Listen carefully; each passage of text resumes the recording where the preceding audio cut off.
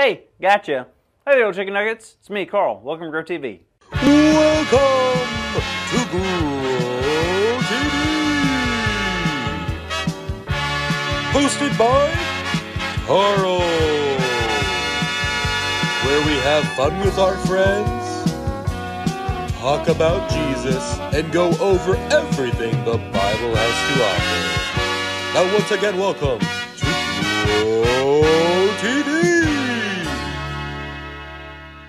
Y'all, can you believe it? I'm here. I'm here at the zoo. Man, oh man, I couldn't be more happy. Guess what? I was walking out of the bathroom earlier, and boom! A peacock just walks right in front of me. Then guess what? I got to pet a koala bear. It was just sitting on the back of some park bench. It did turn out that it wasn't a koala bear at all. It was just me patting an old man's head, which I apologize like 1,000 times. But still, what an adventure! Anywho, I'm here at the bear exhibit. That's right, I've been learning about all the types of bears. Grizzly bears, polar bears, black bears, panda bears, gummy bears. Bears to me are just so fascinating. I mean, did you know that bears are better swimmers than you and me? I know, crazy, right? They could swim up to 30 miles without stopping. Next time, instead of going on a cruise, I'm just gonna rent a bear. Do you know that bears can see color? Most mammals can't. Oh, and here's another fact. Apparently bears like to live alone. Well, that's not a fun fact. That's not a fun fact at all. In fact, that's an unfun fact. It's a sad fact. Whoa. What's wrong? Why are you crying?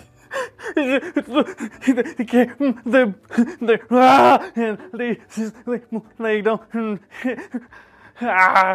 Okay, can you tell me one more time without crying so much? Okay, I'll try, even though it's pretty much impossible. Okay, I'm here at the bear exhibit in the zoo, right? Okay, Well, they're pretty cool, and I'm learning a lot, and I'm having a good old time, and then I read that bears that they What? like to live alone. Oh, gosh. They don't deserve that. Okay, so why is that making you upset? Why do you think? Sorry, it's just so sad, because they're just so cool and beautiful, and well, I'm me, and what if I just end up living alone one day? It's just so upsetting. Carl, that's never gonna happen. How do you know? Because we're never alone. Even if we don't have another human being around us, we're still not alone. How does that even make sense? Well, do you remember the story of Shadrach, Meshach, and Abednego? I mean, I heard their names last week, but besides that, I have no idea. Well, the three men were in Babylon, and King Nebuchadnezzar had this giant statue built. Hold up.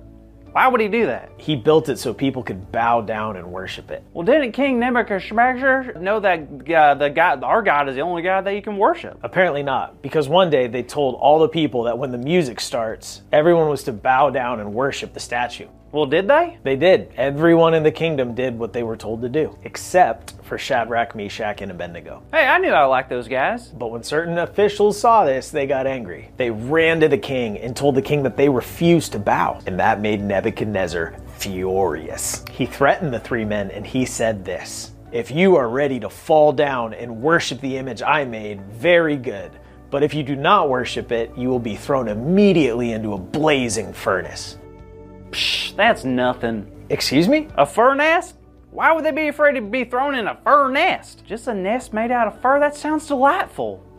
No, a furnace. It's a place where they would keep fire to burn things. Oh no. What'd they do? They refused to listen to the king, and they said this: "King Nebuchadnezzar, we do not need to defend ourselves before you in this matter. If we are thrown out into the blazing furnace, the God we serve is able to deliver us from it, and he will deliver us from your majesty's hand. But even if he does not, we want you to know, your majesty, that we will not serve your gods or worship the image of gold you have set up." Wow. I'm not sure how I feel about this. On one hand, I love their faith. On the other, I don't want to see these guys getting burned alive. I know, but the king showed no mercy. He told them to make the furnace 7 times hotter than usual. And when the guards took the men and opened the door to put them in the furnace, it was so hot that they burnt up. The guards burn up? They sure did, and Shadrach, Meshach, and Abednego were thrown into the fire. Oh no. Well, just wait, Carl. The officials peeked into the furnace and they saw something strange. My cousin Stump was there? No, the king and the officials saw that the 3 men were not being burnt up. In fact, they were walking around in the furnace, just walking around like nothing's happening. But then the king saw something even more shocking. More shocking than 3 men walking around in a fire? Yeah, they saw a 4th person in the fire. Well, there's only 3 thrown in the fire. Shadrach, Meshach, and Abednego. That's it. Exactly. That's why it's so shocking. And the thing is, this wasn't just any person. They said it looked like the Son of God. Hold up.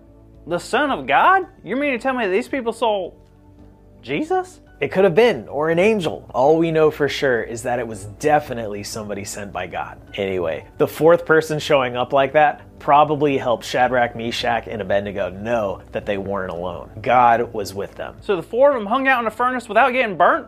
The end? Of course not. So when the king and the officials saw inside the furnace, they couldn't believe it. They opened up the furnace and they let the 3 men out, and not one hair on their heads were burnt. They were completely fine. And then King Nebuchadnezzar did a complete 180. Like a flip? No, he changed his mind. He made it a rule in his kingdom that everyone would have to worship the one and only true God. He knew that only God could save people like that. And that same God is with all of us too. And that's why I want to encourage you to not be sad about the possibility of living alone. Because 1, it'll never happen. Because no matter how alone we feel, we can always trust that God is with us. Always? Really? That seems, I don't know, impossible. It is impossible for everyone but God. God promises to never leave us, and God will be with us even in the toughest and scariest times. I mean, if God was with these guys in a fiery furnace, God can be with us anywhere. Wow, I guess you're right. I don't even know why I doubted that. I mean, even Jesus tells us that he's going to be with us to the very end of the age. Exactly. Now, Carl, go and have some fun at the zoo. You got it. I'm going to go make silly faces at the monkey now, so see ya!